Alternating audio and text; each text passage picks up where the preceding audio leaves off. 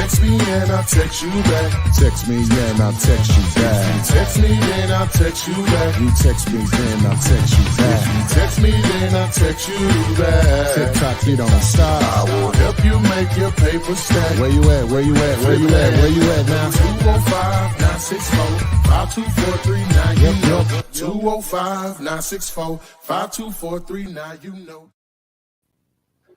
Good evening and welcome to Flippinar 217 here. I'm all just me right now on camera. Jessica is doing the EP and Adrian won't be here tonight.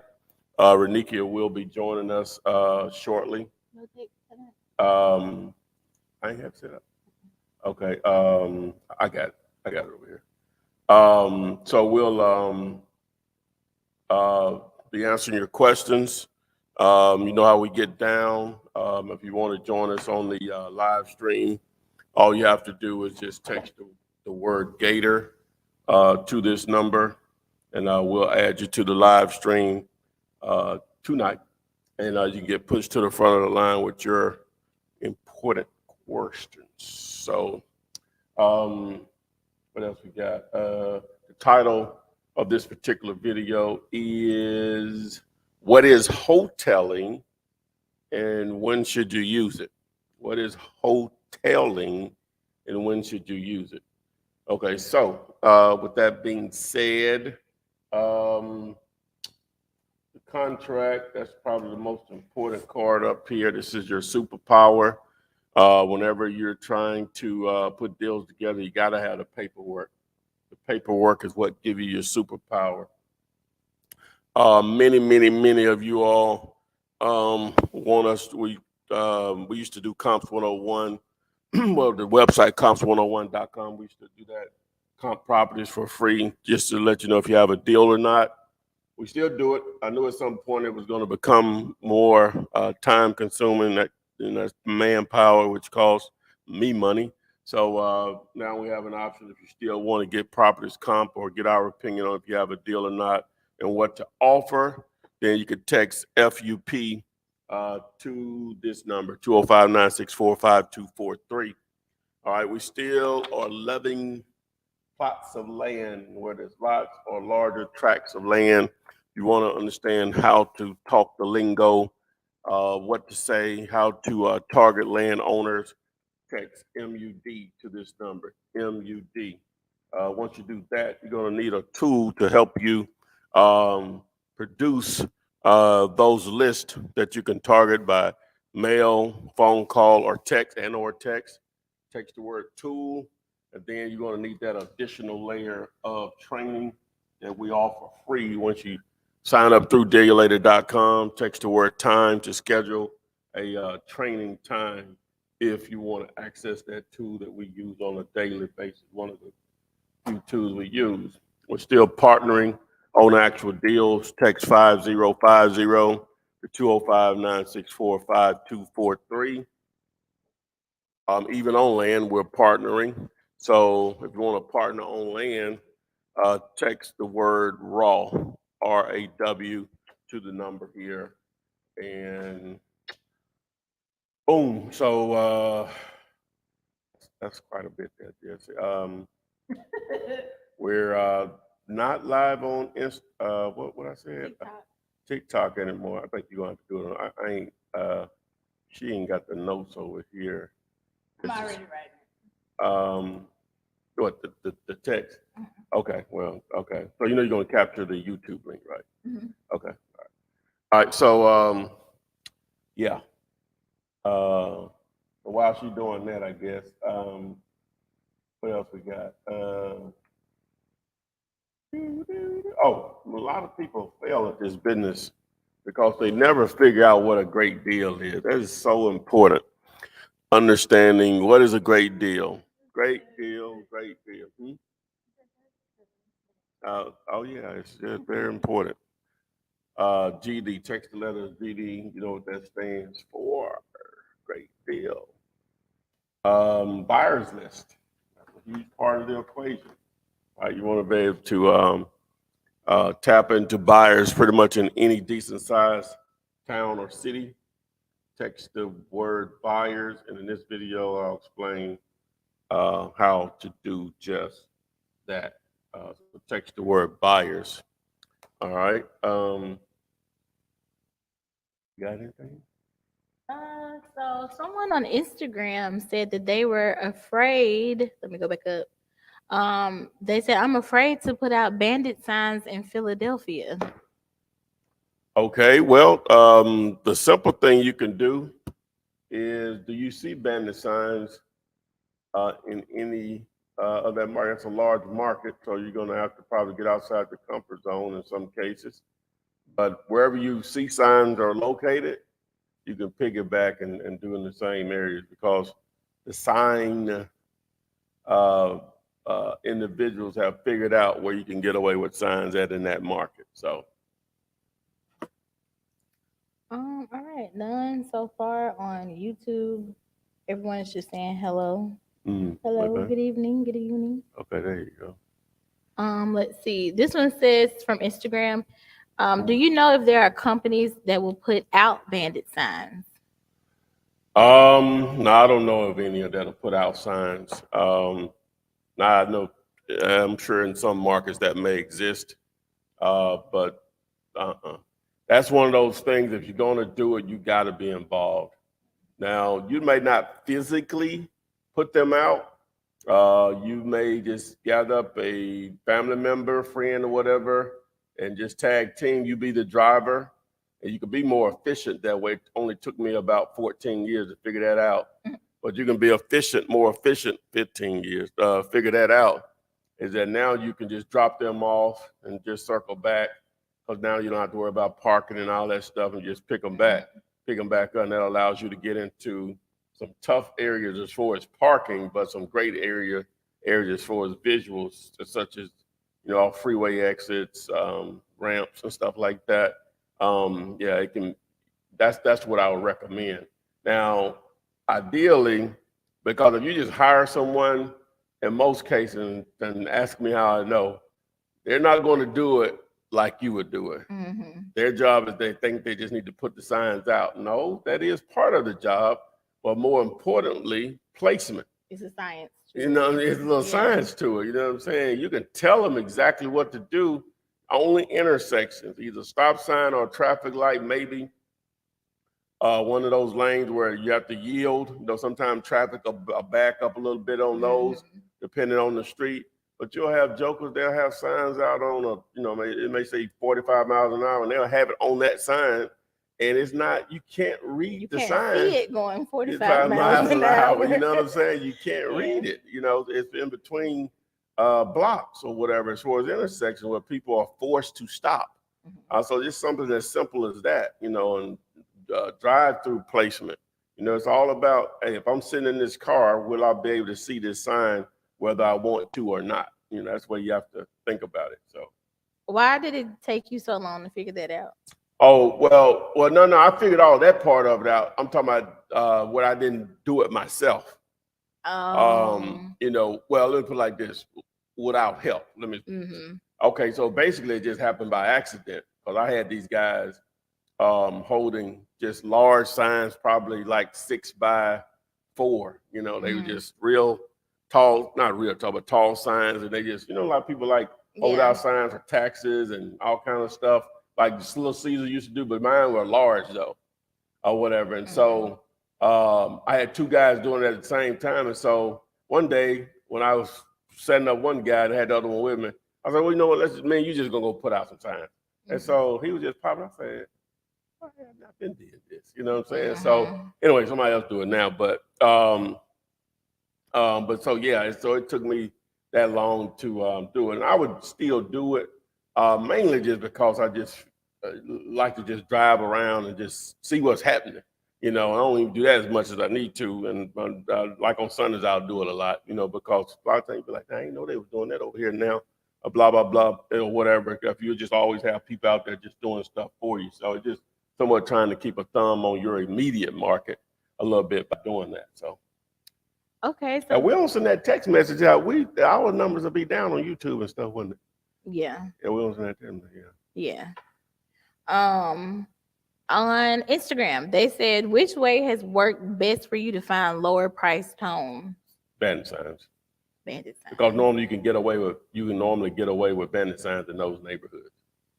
You know, so yeah. All right, EP3 buy houses on Instagram. Now let me just say this: in those neighborhoods, everything works.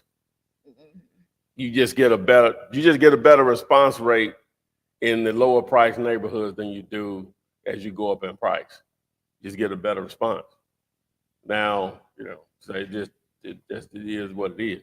I say you can't do the other thing. I'm just telling you, just from my experience and people I know or whatever, you just get a better response. So.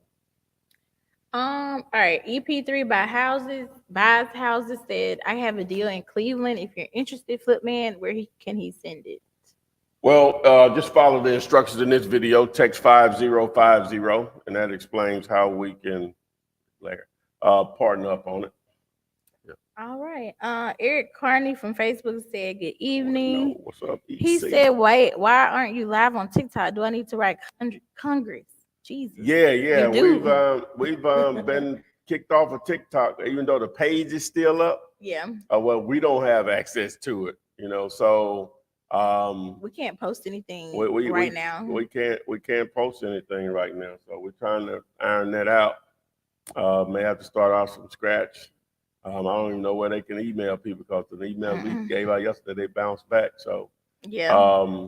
I guess they can go in their feedback and their support feedback thing. That's a lot, but you know, if you really love us, you really care, please. I don't want us to have to start all the way over. Yeah. I'm like sad.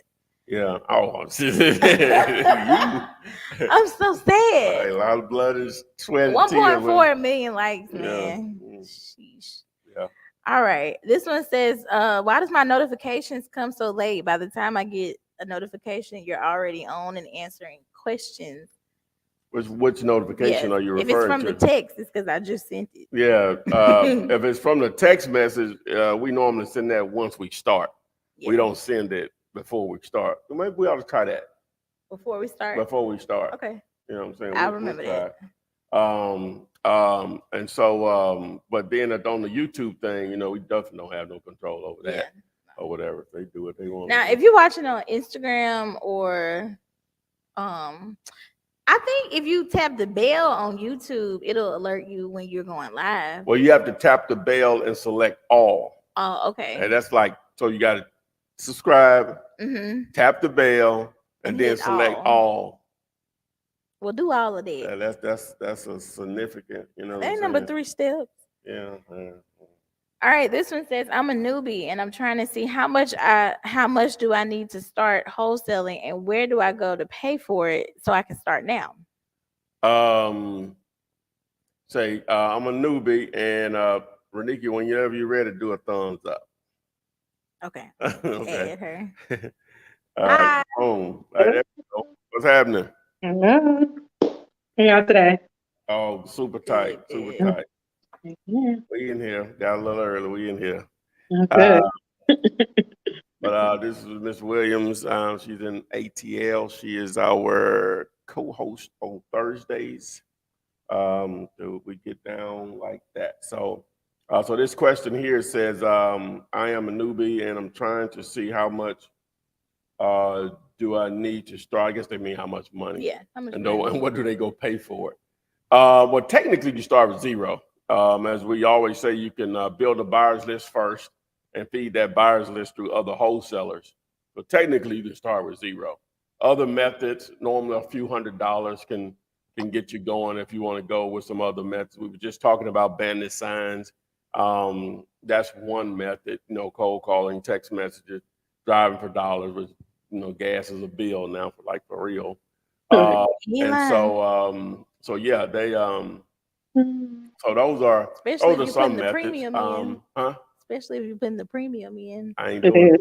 I cry. Situation. I don't do premium. I don't know what I'm driving. I'm doing the mid-grade right now. I don't care. All right. Right, middle grade. Y'all want me to tell you why? Go ahead. They're not going to engineer those cars that can't run off 87.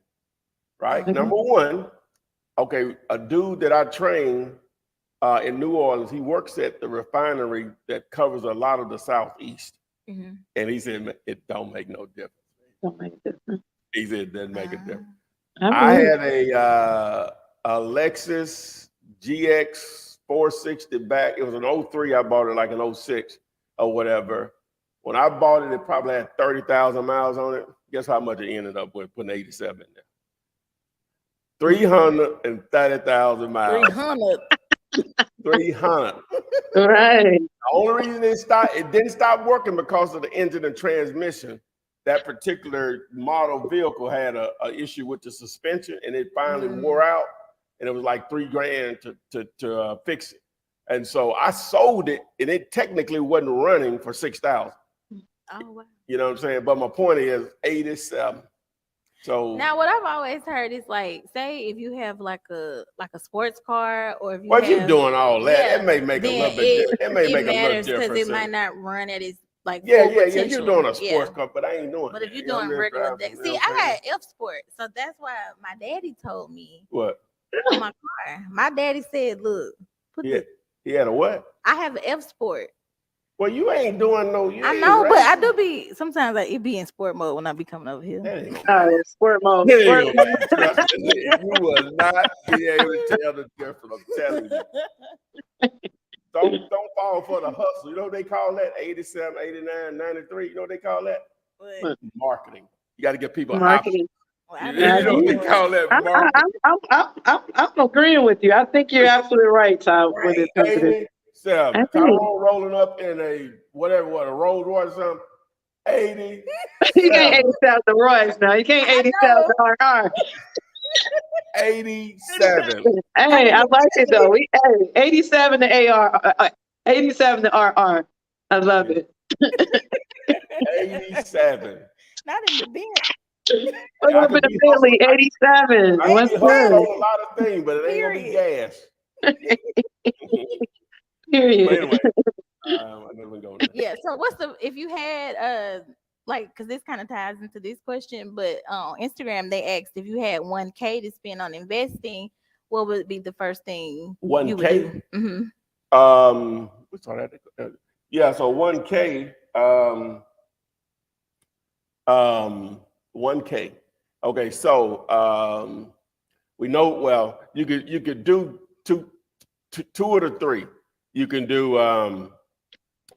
well, you definitely do driving for. I'm gonna give you four things, all right, but a combination of them. So you can definitely implement the driving for dollars. You want gas prices what they are, all right, and you can do cold calling, text message campaign. You still have several $100s. Well, I ain't gonna say because you're gonna be using the gas money, but I'm just saying. So you can start that with 1K. Bandit signs and cold calling. You can do those in a combination. You could do text messaging and cold calling in a combination. I mean, text messaging and cold calling in a combination. That'd be less than 1,000 for sure, and pretty close with bandit signs and text messaging. So with the the tools you have to buy and all that stuff. So I'm gonna skip Tracy. So those are four options that you could execute on. Renika, your thoughts? No, I mean, I think those are the best options. I mean, you're always going to drive for dollars. All that is gas, which can't eat up that bill at this point unless you're 87. Driving for dollars is definitely cash friendly because all you need is, like I stated, is gas. Also pulling up to the local our real estate real groups, and trying to network with other wholesalers and being able to just connect with other wholesalers that have an inventory of properties, and you may have the buyer that's looking for that inventory of properties as well. So just incorporating these other sources that that's just as cost friendly, and also just incorporating what's on social media platforms and in those groups, credit lists and things of that nature to help find properties. So you can really maximize your $1,000.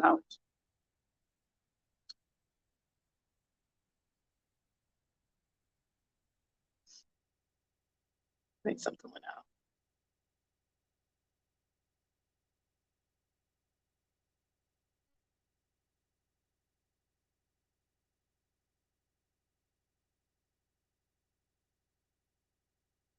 out. So I'm not for sure if I'm out or I'm in, but I answer this question until we get things back right.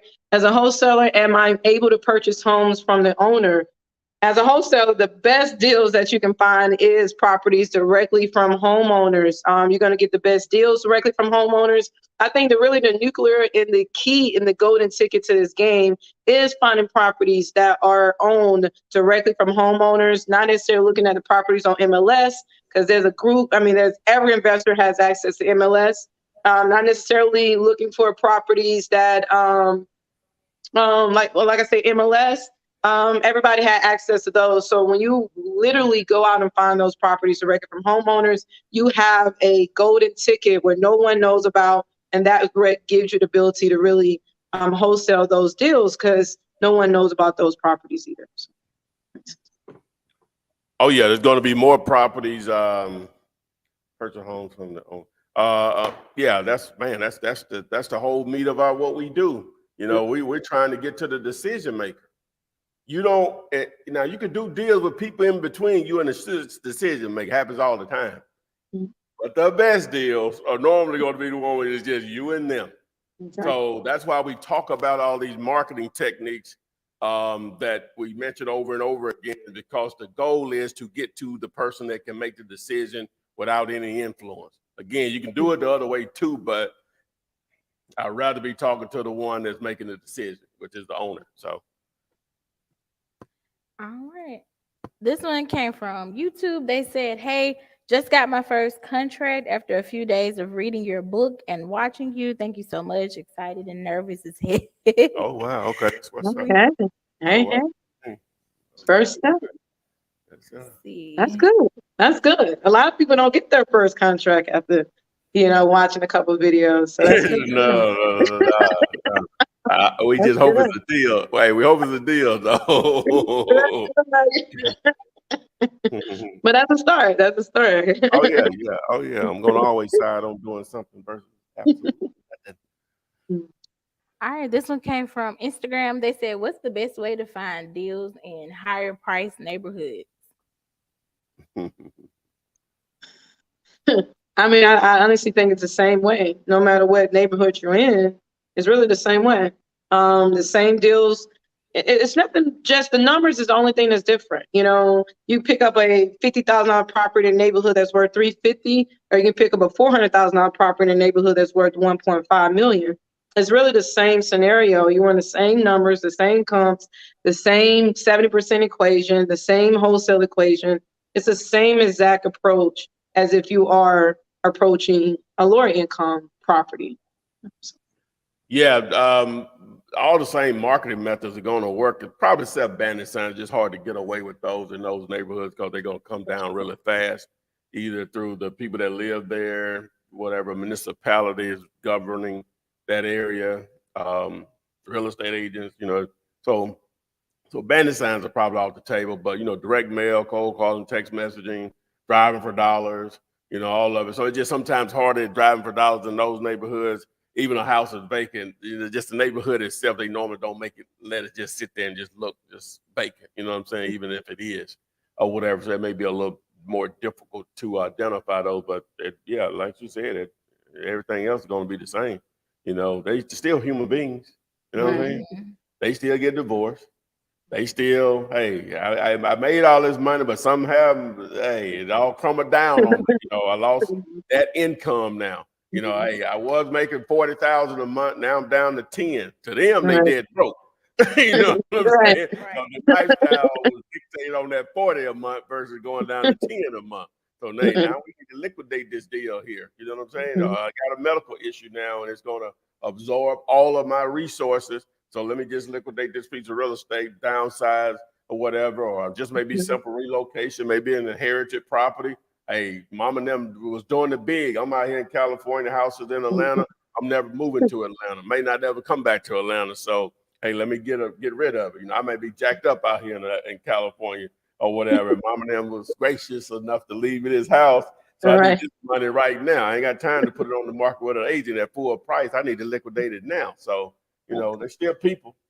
They may make as a whole better financial decisions, but still opportunities will exist there too. So. And I would say this: $10 earnest money may not work Oh in a yeah, house. yeah, yeah. I forgot about that part.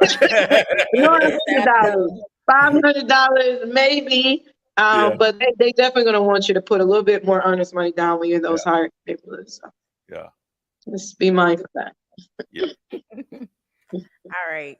Emily from YouTube said, I'm having an issue and I've been trying to contact someone in support. Is there an email address? I guess you assume the course. Just text me. Mhm. But the actual email address for support, if you're talking about the flipmasterclass.com site, is support@flipmasterclass.com. So. All right. Southern Royalty Beats said, what website do you use for bandit signs? If you'll just text me, I'll just send you the information over on it, on who I recommend. And even when I send that information over, always still use that as a measuring stick to do your own research. You may find a better deal out there. So. All right. Brandy Thompson said, can you break down the tax delinquent list? I don't know what I'm looking for exactly. Break it down, Nikki. Tax delinquent list. Are we speaking of foreclosures, pre-foreclosure, tax liens?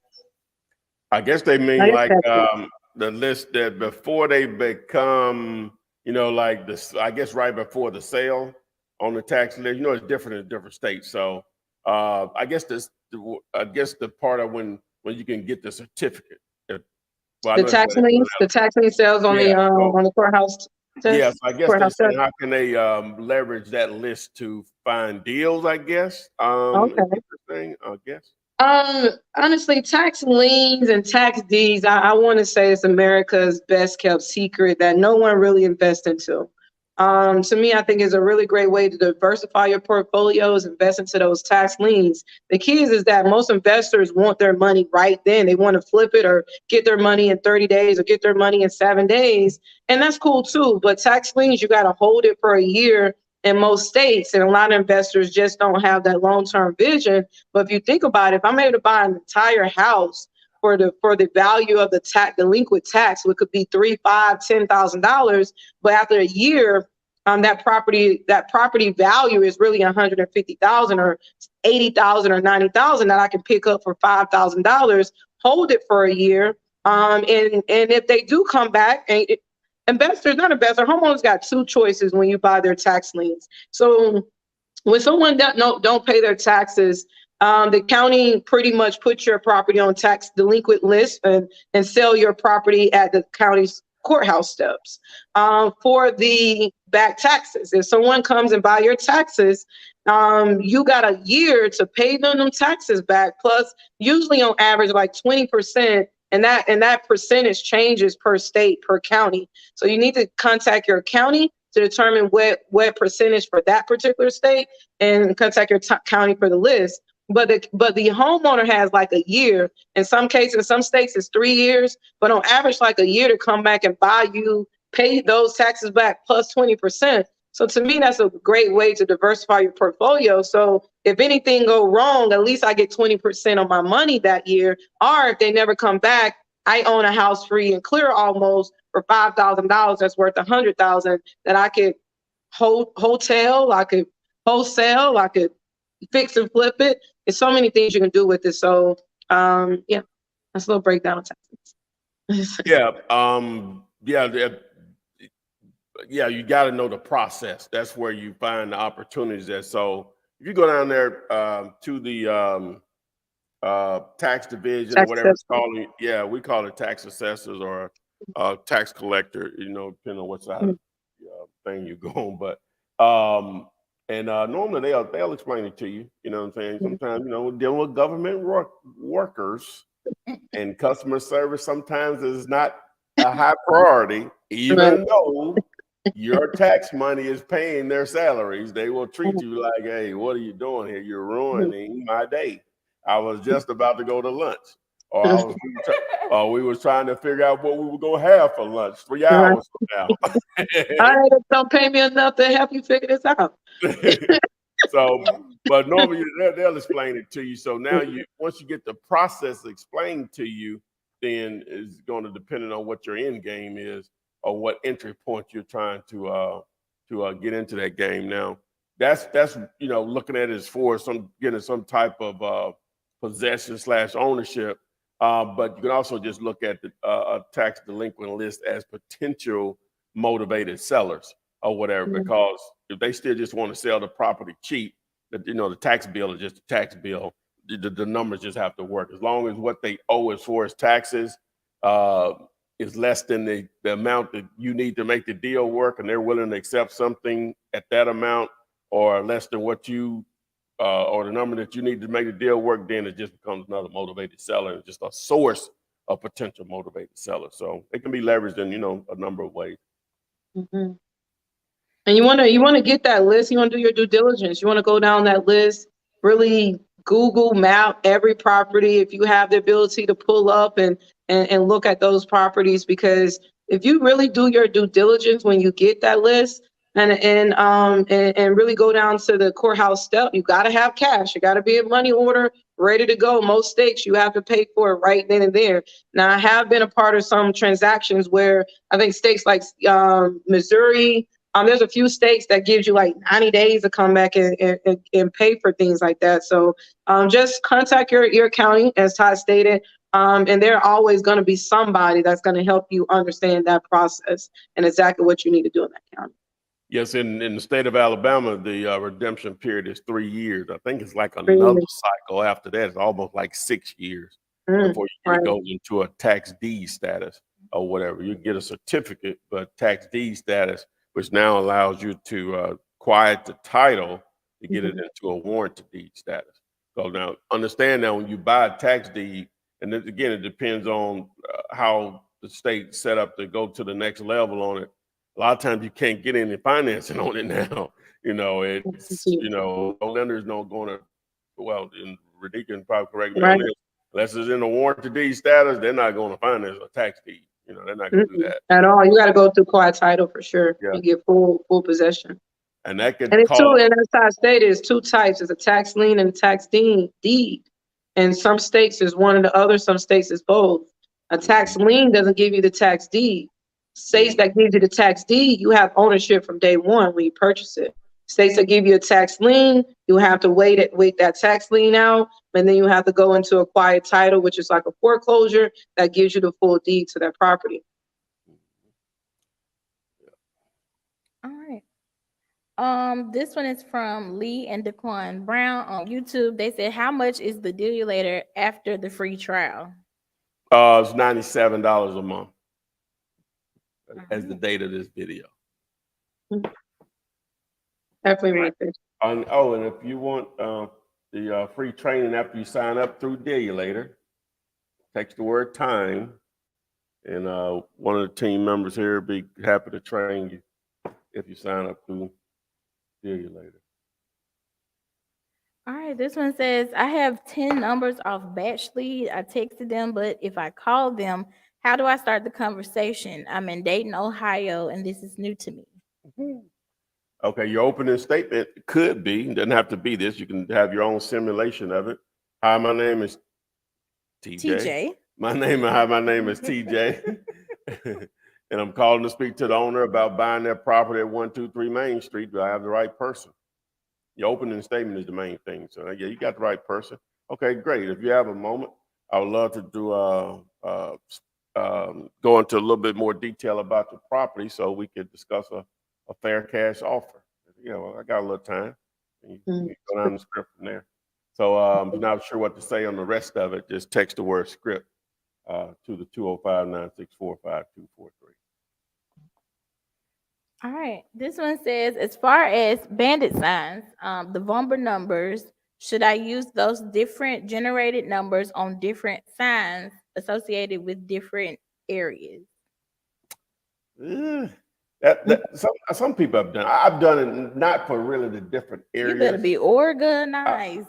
I do it. I may have done it in the past to test one sign over another. Now, some people would do it based on the area that you're targeting. Now, if you're doing different markets, then it makes sense, or whatever, like different actual cities or whatever outside your general metro market area.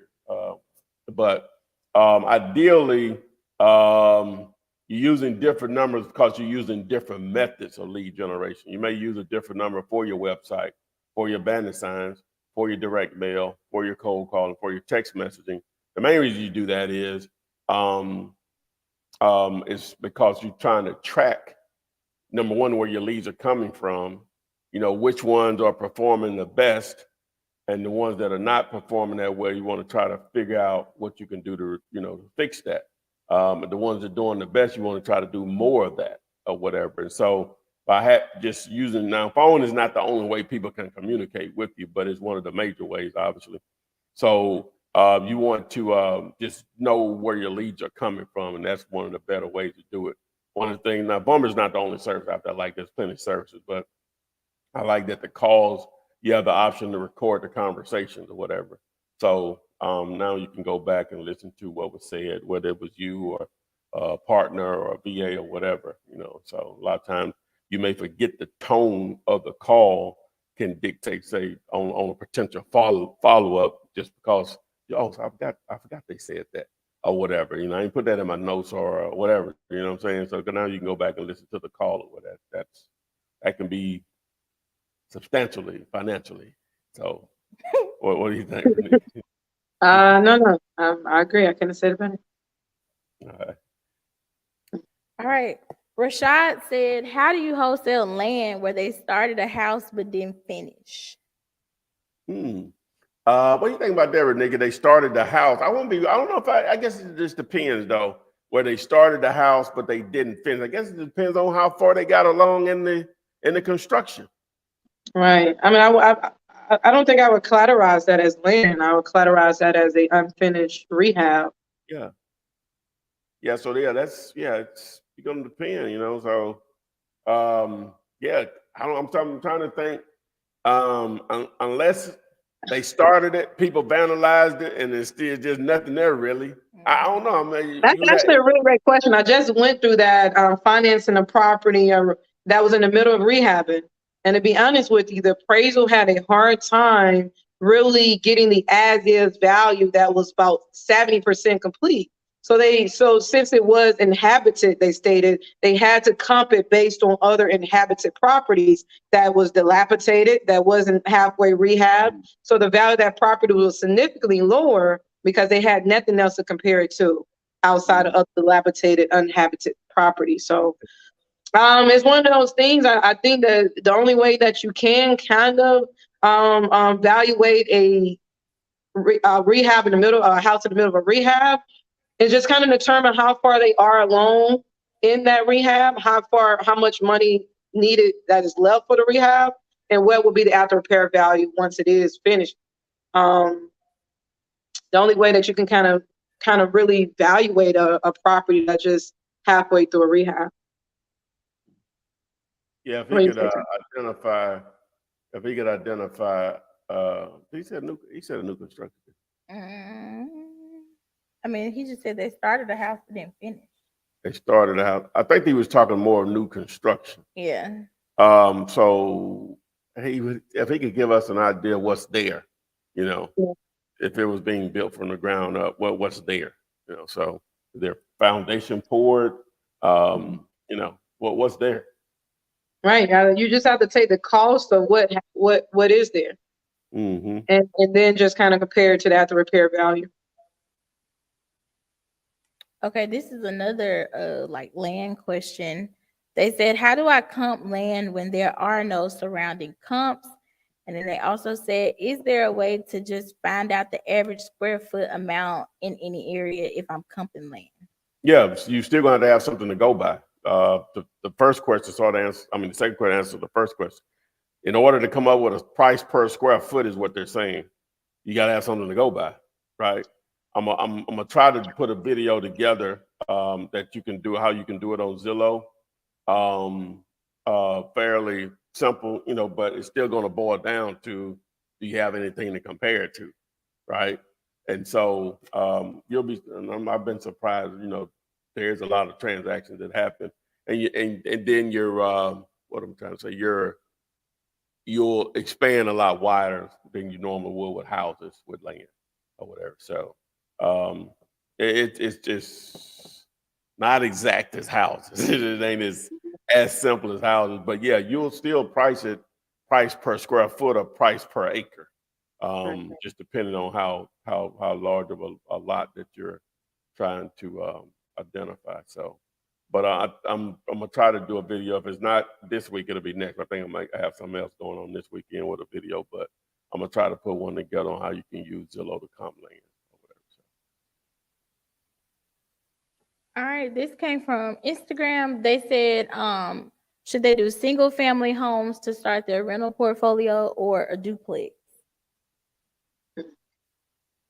If you had to choose between a house and a duplex, considering all things being equal, Renikia, because you could say, hey, I want to start with a duplex or a house, but depending on where the house is, you know what I'm saying, or depending on what a duplex is. But assuming that both of them, I put it like this: duplex across the street, house across the street, on the same block, on the same street. It's gonna cost the same amount to renovate them. The value is basically the same. Which one are you choosing as far as a rental? It's duplex. You get double the cash flow. You're getting double the money. Yeah, that's simple. Yeah.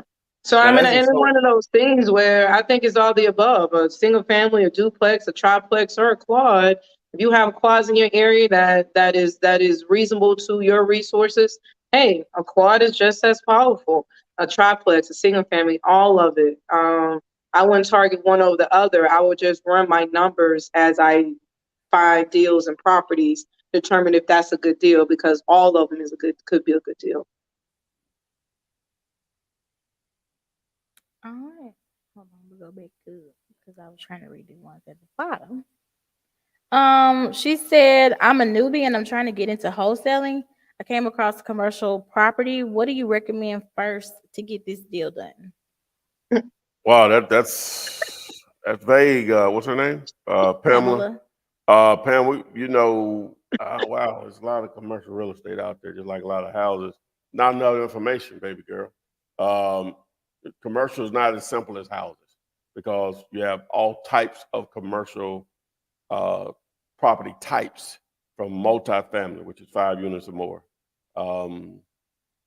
retail, office space, medical office space, medical space, self-storage, hotels, motels, industrial, warehousing. I don't know, what am I going to do? Those are what, 6 or 7 right there. So, single tenant, those triple net properties, you can just go on and on, shopping centers, what makes this a great deal? Just because it's vacant? No, that just doesn't make it a great deal. Because they want to sell, that doesn't make it a great deal. What makes it a great deal? That's, you'd have to have more information. All right. This one came from Instagram. They said, do you use an underwriter or do you do your own? Well, we're just wholesaling. There's no underwriter needed for this. Underwriters are usually part of loans. Yeah, part of some form of lending. Financing, banking, or lending. Maybe I'm not understanding the. Is it the same question? Oh, that's Instagram. That's Instagram. Okay, yeah. Instagram. Yeah. Maybe I'm not understanding the question or whatever. Do they mean like doing the numbers or whatever? I guess not. But this stuff's simple. It ain't as complex as that. That's why you might do it.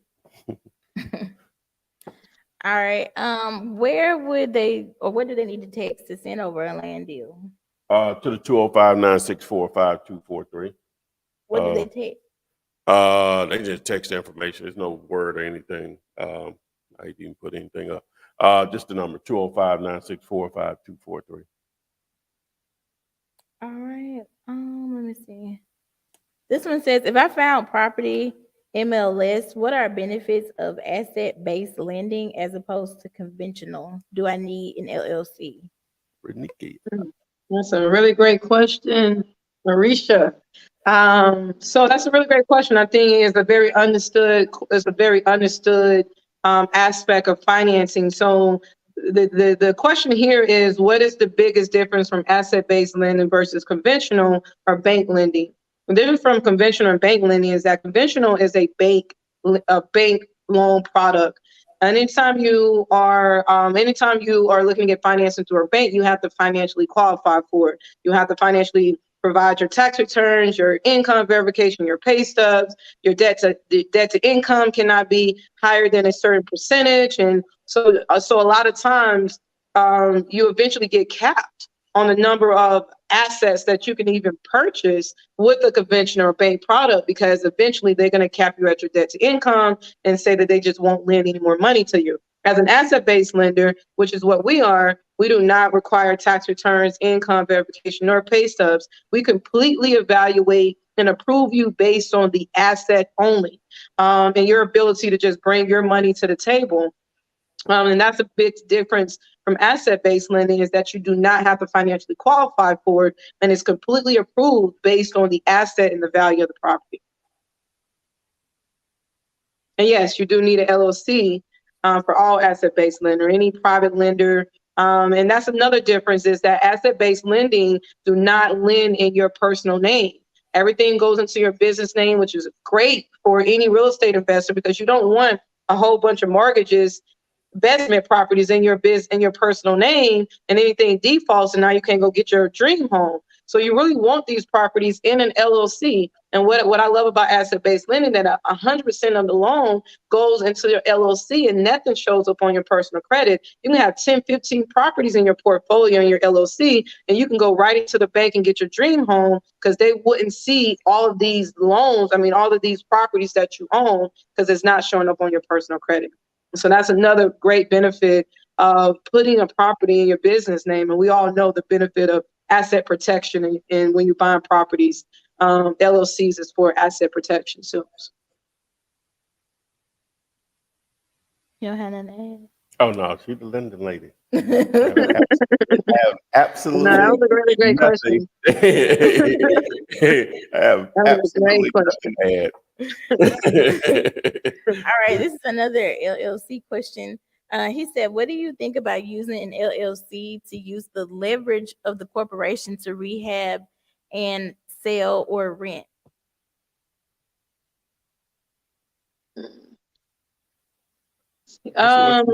What you just explained, wasn't it? Yeah. That's kind of exactly what I just explained. But the key, the asset-based lending is lending in your LLC. Lending to purchase, the rehab.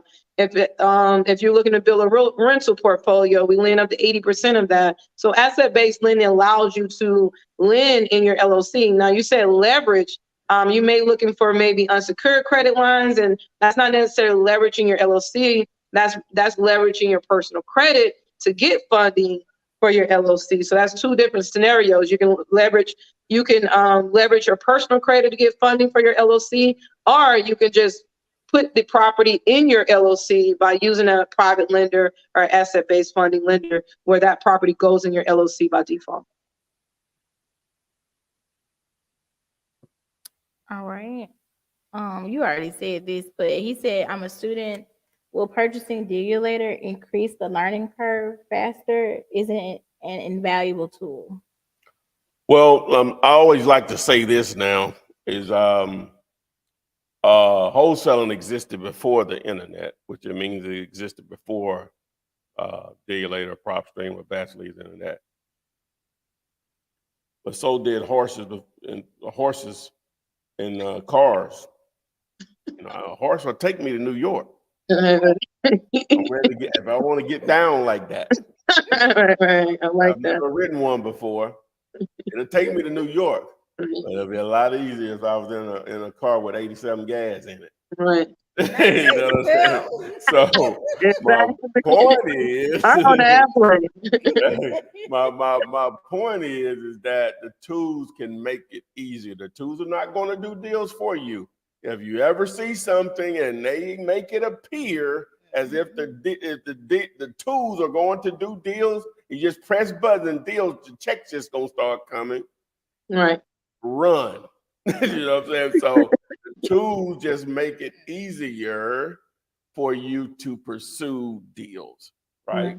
And so to answer your question, yeah, I'd strongly suggest, if you can afford it, or you need to make that sacrifice, text the word tool to this number, and then after you do that, you know, to get the training on how to use, then takes time. And we offer the training free, but only if you've signed up through Dealulator. You signed up through somebody else. They have a lot of affiliates, people that resell their product. You have to seek them out. You know what I'm saying? We only can put the energy into if it's coming through us or whatever. So I like that. I want to add to that. I couldn't have said that better, and I just want to add to that. So you know what really makes a real estate agent valuable? Anybody can show houses, right? You know what really makes them valuable is that they have access to that MLS portal that has all that data in it. So what I look at Dealulator, as Ty stated, we did wholesale and all these things manually without it, and was very, very successful.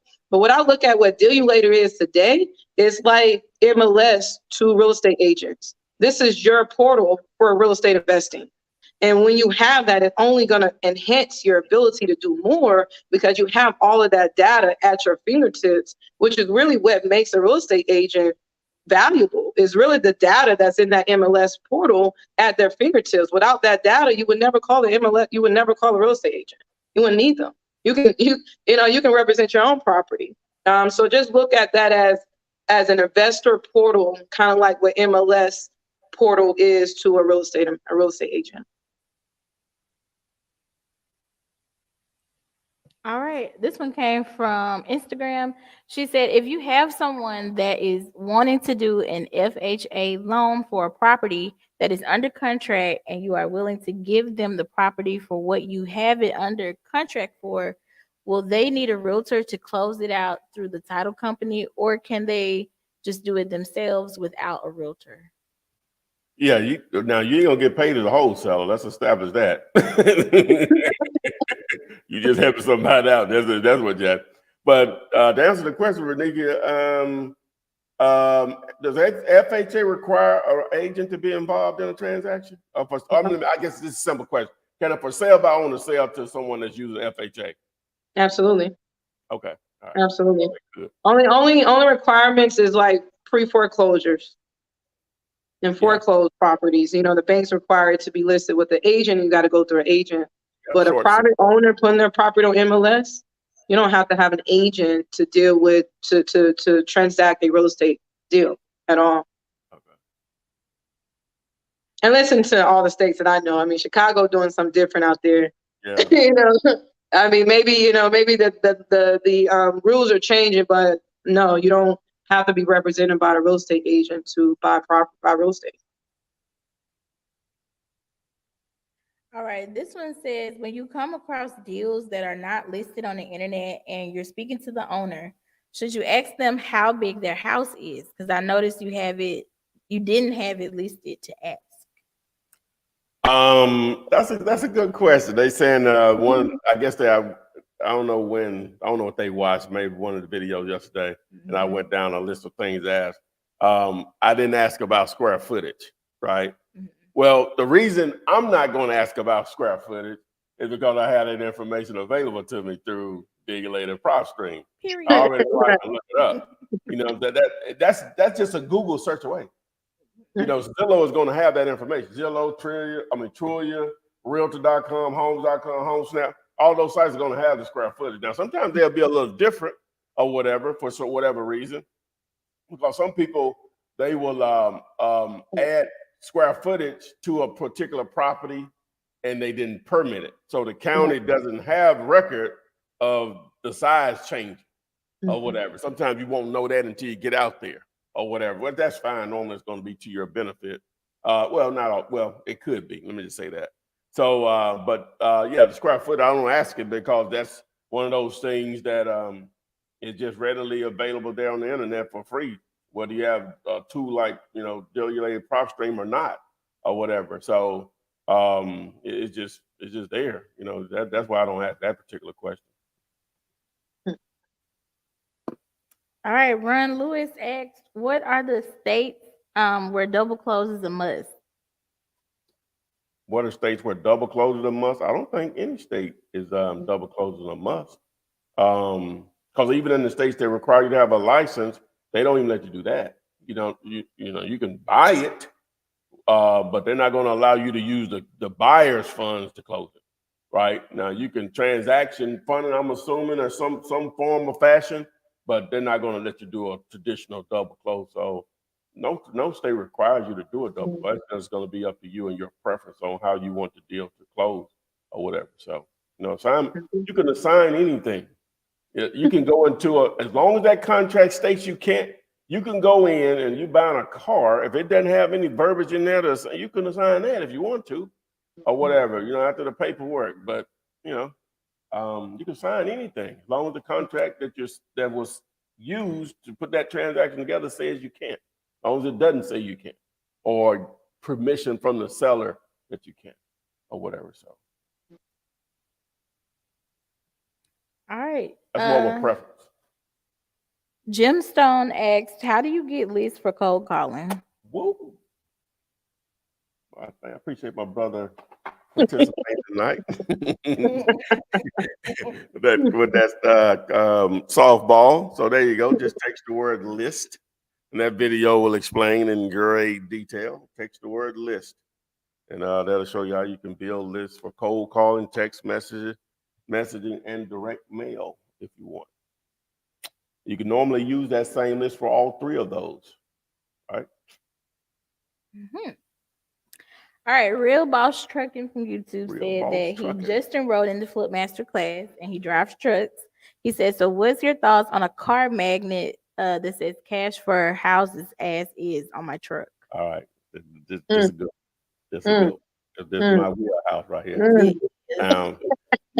I had the ideas of years ago, even before I got into real estate. Right, if I was a trucker and it was my rig. Well, I guess the only problem with that is it's not their. A lot of times, it's not their truck. It's not their trailer. Right. You're right. Their trailer truck. Yeah, that's kind of the box truck. It's kind of deep. They can sell advertisement. Yeah, that's what I'm saying. So that's what I'm saying. So the truck is theirs, or the cab, whatever they call it, but the trailer may not be theirs because they hauling. They just pick up and hitch and boom. You know what I'm saying? So he would have to tell me this. Can you okay, so you have the and so because where you want the sign, well, you could put it on the sides too, because trucks are so big, but it's best if you put it in the rear where the door opens. So I'm sure if I thought it through and he would have to educate me on it, I'd probably just give him somewhat a different way of looking at it.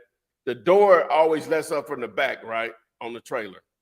So if there was a way that you could add a banner and move it really quick, but it's firm, really big, and it fits all those normal size doors. And so even if you had to do this, even though it's not your trailer, 10 miles out before you get to your stop, you go and pull your thing down. You know what I'm saying? Okay. Your boy gonna get I like that. So that. I mean, that's really cool. That's advertisement space. I mean, all truckers can really sell the space on their vehicle. That's what I would do too. I thought about that's like really the best advertisement. Yeah. Car, truck advertisement is the best advertisement to me. Oh yeah, because you're gonna have that wide of a space, you could really catch someone's attention. Right. Because people are behind you and you're traveling all over the country or whatever, especially like we target land basically, well, houses too, but anything, but like land all the country, you just pay a trucker to put that on the back or whatever, we buy land and phone, hey, boom. And like I say, that could be a revenue stream for them. Exactly. Every 30 days, they owe you advertisement fee to run their ads. Yes. That's big. People pay big bucks for that. And to be honest with you, a lot of truckers don't do it. You see their name on their trucks only, but it's so much money in that. No one think about that. Yeah. Like if I own like a fleet, and now like the ones that actually own a fleet where, they always see that same brand name on the side or whatever. Oh man, I'll be selling that space like crazy. I sell that space all day. Oh, all day. People charge, people pay high dollars for that space all day. Yeah, that's huge. All right, this one came from Instagram too. They said, do you recommend beginners get MLS software or what kind? Well, technically, that's what she was just saying. PropStream is MLS software. Yeah. See, people get confused. They say, "Well, PropStream lost MLS access." Well, technically, they didn't. They just did. They lost access to make it easy to distinguish between public record and MLS. You do know everything that sells through MLS is public record. It is, right? and it's syncs do everything. Zillow, all the major outlets. MLS syncs with the major outlets. Yes. Yeah. So that's what this that's what this is. You know what I'm saying? So you text the word tool, and then it's a lot of cases. A lot of MLS service systems are not that user friendly. They normally, a lot of them haven't updated them since they started them or whatever. So, but you can check it out. Provides a lot of information. Main thing, And MLS is for realtors only, licensed realtors only. Yes. Okay, this one says, if I use a conventional loan, do I miss out on the opportunity to use a FHA loan, or is it either or do I get one of each? Great question. So, well, I think what a lot of people don't realize about FHA loans, you can only have one FHA loan in your name at a time. However, you can have one FHA loan, but you can have up to 10 conventional loans in your name at a time. And then that's when they start capping you. Yeah. So you can have both. What we started to do a little different. I don't go as hard on the topic, but I'll go into it. Oh, I just asked. Yeah, no. So the topic for tonight is what is wholesaling, right? And when to use it. All right. So you got wholesaling, and wholesaling is a form of flipping. So, but just to separate the two, so wholesaling, we know what it is. Well, if you don't know what it is, find a house, put it on a contract, you flip that contract to a flipper or to someone building a rental portfolio, or even to a family sometimes, or whatever. That happens also if they got the cash. So using a flipper per se. So what they're going to do, normally they're going to renovate the property and they put it back on the market to sell to a family. And, normally goes through a realtor and all that stuff. So sometimes you will pick up properties that, now when I read the definition last night, I knew what I thought it was and what I've done in the past when I've quote unquote wholesale. I didn't buy the property first, right? In their definition, you bought the property. And my definition is that I put a house on the contract. It'll look a lot better if we cut the grass. Right? Okay. It'll look a lot better if we just clean all of this trash and stuff out of here. Right? I don't know if that increases the value per se, but when I've done it in the past, it in my mind anyway, I felt it sold faster. Right? It showed better. And I think I got more money for them. Now, most investors can see through all that, but it still don't hurt none if you just give it some curb appeal. So I may have spent, now some people just do all that work themselves. Tyrone ain't. So I'll pay someone to cut the grass. Normally the grass is, it's all grown up. So it's going, you have to get in there. So maybe $500, and then the clean out may cost another $500 or so. Why So you don't cut the grass? For me? Mm-hmm. Talking about me personally? Yes. I grew up, and I hope my mama watching, right? So I grew up every Saturday. We had pine trees in our yard, right? And so in the fall, the pines gonna find. So our entire yard would be covered with it. So guess what my job was on every Saturday? I had to rake the yard. And so it might be like noon, 1 o'clock. She said, well, it get dark earlier now, but it don't matter when it get done. It better get done today. Oh yeah, Saturday morning. So as I'm out there, it's that stuff just can build up in you, just mold you into something else. As I'm raking those endless Saturdays, I'm saying to myself, when I get grown, I'm paying somebody else. I ain't doing no yard work. Not for me or nobody else.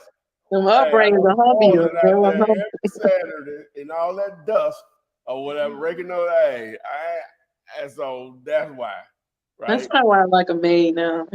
Hey, Hey, them Saturday mornings get you. so, You that's clean all up every I'm saying. Saturday morning. No. That just was burnt in my soul. Oh no. Mm-mm. Mm-mm. But hoteling, you was. Oh yeah, I was in the hotel. I'm sorry, she got me You off had a track. flashback. Oh, she knows she We can't ain't do gonna that ask you no to leave. me. You just know she can't do that to me. You had a So, flashback, y'all. but the hoteling. So, yeah.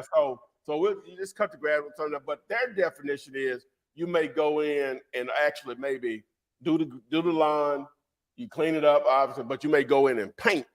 You know, you ain't gonna go too much. And a lot of times the house is really not. It's really probably already livable, is what it is, right? And so by just going in there and just doing a really good paint job on it, and not really much after that, not really trying to update the bathroom or kitchen or anything like that, you may have $2,500 invested in the whole thing or whatever, and they'll put it on MLS or whatever, and now you're going to probably maximize more than what you would have sold it to an actual flipper. Even though a flipper may end up with it, they just going to pay more.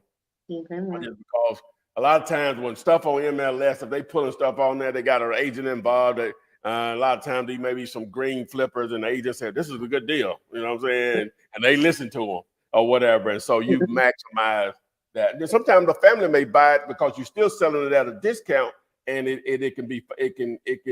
financeable or whatever by just simply doing just those minor repairs to it. So that's why they call it wholesaling. You really ain't doing fixing and flipping. You just done some minor work, probably under $5,000 in actual money spent, and you can maximize more than what you would have done just not touching it at all. Which is a lot of times that's what happens when we wholesale it.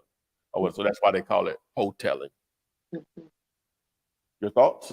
No, and I think hoteling is not talked about enough. It's not really spoke about a lot, but hoteling is powerful.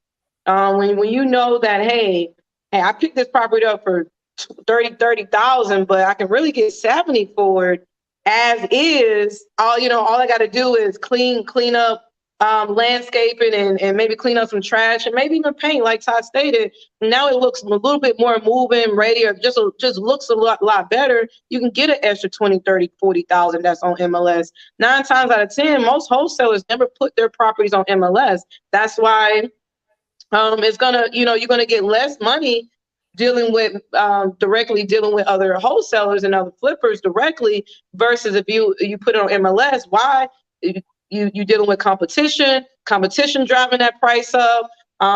Retail buyers just willing to overpay for things and pay more for things that a lot of investors that won't pay.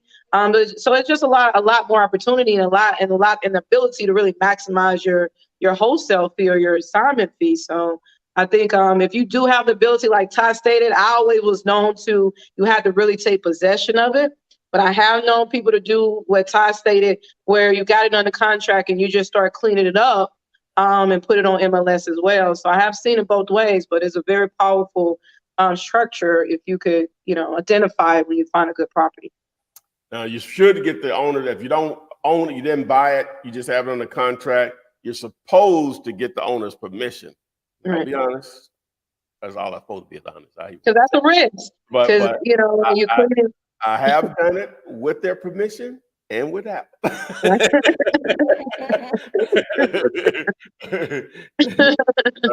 done it with but I'm pretty sure no one will be mad for cleaning up the trash and painting and stuff like that, because it's a risk you're taking. I mean, you don't know if you're going to sell that property or not. So you invested in something prior to selling it. So that's a risk too. Person. All right. So back to the questions. This one says, I'm curious if you'd partner with me on a commercial real estate deal, and if so, how do we directly contact one another? Yeah.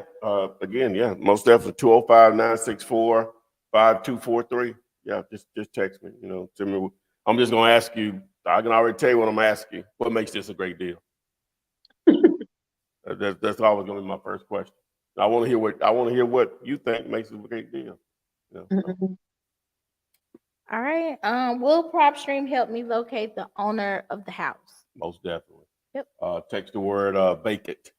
That video will. Oh no, you know what? Here it is. I guess another word. I'm sorry. D for D. The D stands for Mhm. driving. Oh, damn. The 4 stands for forward, and the other one stands for driving. Oh Lord, walk right into that. Didn't You did. I? All right. This one says, how do I go about doing commercial wholesaling?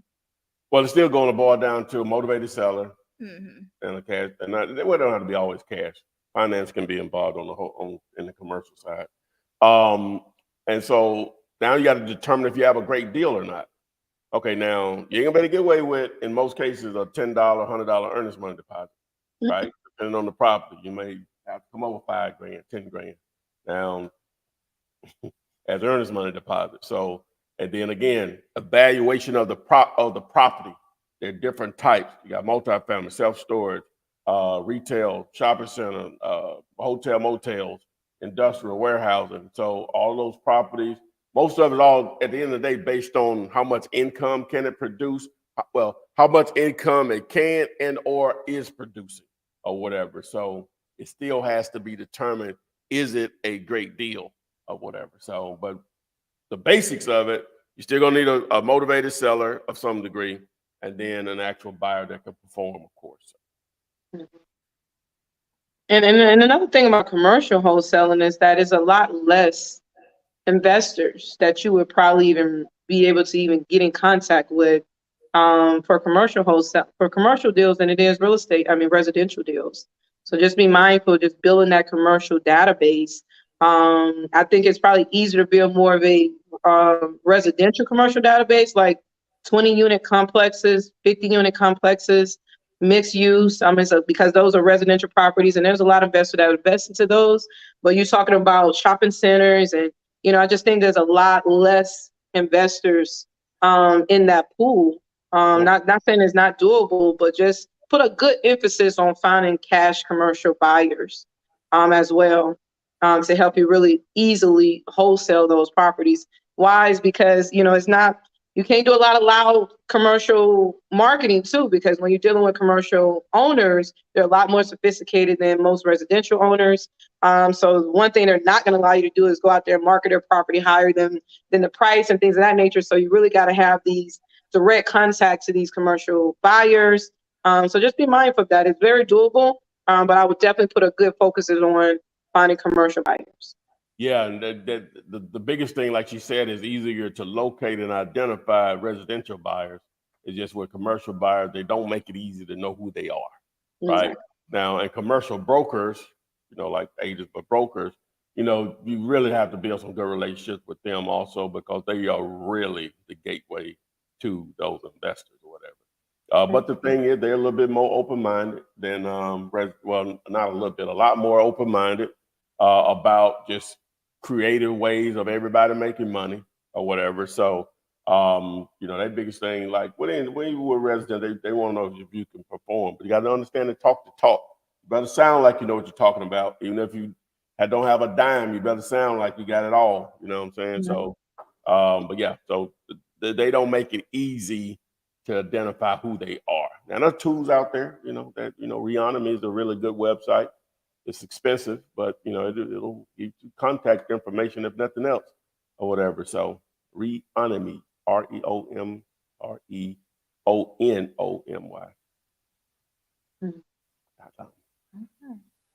Oh, we've been rolling pretty hard, Jessica. Since we have, we'll let Renikia go into our services. We didn't have any live action today? Oh no, nobody came on, did they? Nobody came on. Oh, I didn't promote it but once. Yeah, right. It's still going down the bottom. Yeah, it's scrolling, the ticker scrolling, so I guess nobody cares. Hey, no one want to show up. But thank you so much always for allowing me to be a part of the Flipman show. My name is Renikia Williams. I specialize in financing and funding real estate transactions. If you are interested in financing your next real estate deal when it comes to fix and flip, buying home, new construction, commercial properties, those 10 units, 20 unit apartment complexes are larger developments and things of that nature. We have a ton of loan options to help you finance that property with absolutely no financials needed, no tax returns, income verification, nor pay stubs, strictly asset-based lending, strictly approved based on the value of the property only. But if you are interested in any of those financing deals, go to findmynextdeal.com. You can also reach out to me via direct message, via Instagram or Facebook. If you have any quick questions, I'm very friendly. And if I can answer those questions quickly. Boom. All right, so guys, we really appreciate everyone joining us for Flippinar 217. If you didn't get your questions answered, post them in the comment section of any video. We answer those on a daily basis. This will go into replay mode on all of these platforms. The best experience, in my opinion, is on YouTube. So everything you need is there right there on the YouTube channel. Dive in. There's no excuse if you really want to do this, whether you have a dime or not. All the information is there. So if you normally don't have money, you're time rich. So leverage that resource, which is your time. So normally you don't have bread, you're time rich. So leverage that time to learn something, how to change that.